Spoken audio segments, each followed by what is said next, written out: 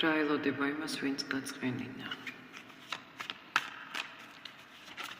არაფერი არ ჩავეფიქროთ, ნახოთ, ვინც გაწყენინა, რა ელოდება ამ ადამიანს.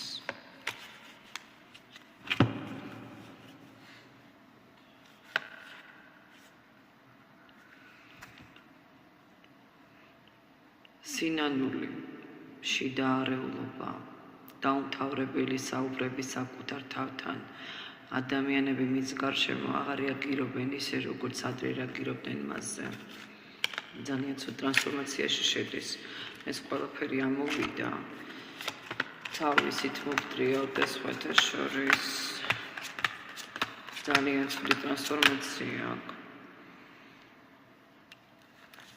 რასაც სხვას აყენებდა, რა შეურაცხყოფასაც მაგალითად იგივე ემოციურ სიცარიელეს მიიღებს, იგივე უბრუნდება კოშკი, ვინაიდან და რადგანაც თქვენი წყენა არ შეიძლება. არ აღიარებს თავის შეცდომებს ეს ადამიანი, მაგრამ მოუწევს ამ ყველაფრის აღიარება. შინაგანი ბრძოლა საკუთარ ეგოსთან, საკუთარ თავთან, ეს პიროვნება მიხვდა ყველაფერს, რომ ძალიან ღირებული რაღაცა დაკარგა, ან ვიღაცა დაკარგა ღირებული.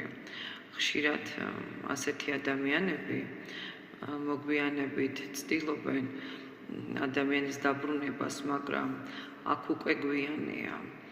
სხვა პოზიციაზე ხართ გადასული, სუსტი აღარ ხართ. დამნაშავედ თავს აღარ გრძნობთ, თვითონ გრძნობს თავს დამნაშავედ. თქვენ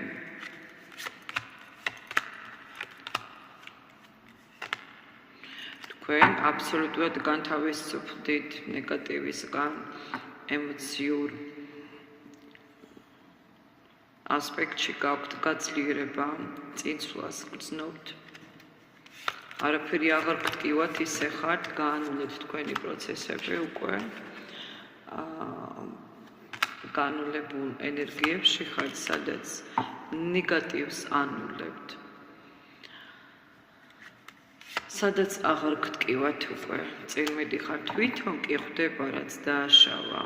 თვითონ ხვდება, რომ საბოდიშოთ აქვს საქმე, მაგრამ ბოდიშს არ იხდის. ამ ადამიანმა სიმშვიდე დაკარგა. მაგრამ ყველაფერს ვერ იტყვის, რასაც სინამდვილეში გრძნობს, ეგო უშლის, ძალიან უშლის. თქვენი ტკივილი გადავიდა ცოდნაში.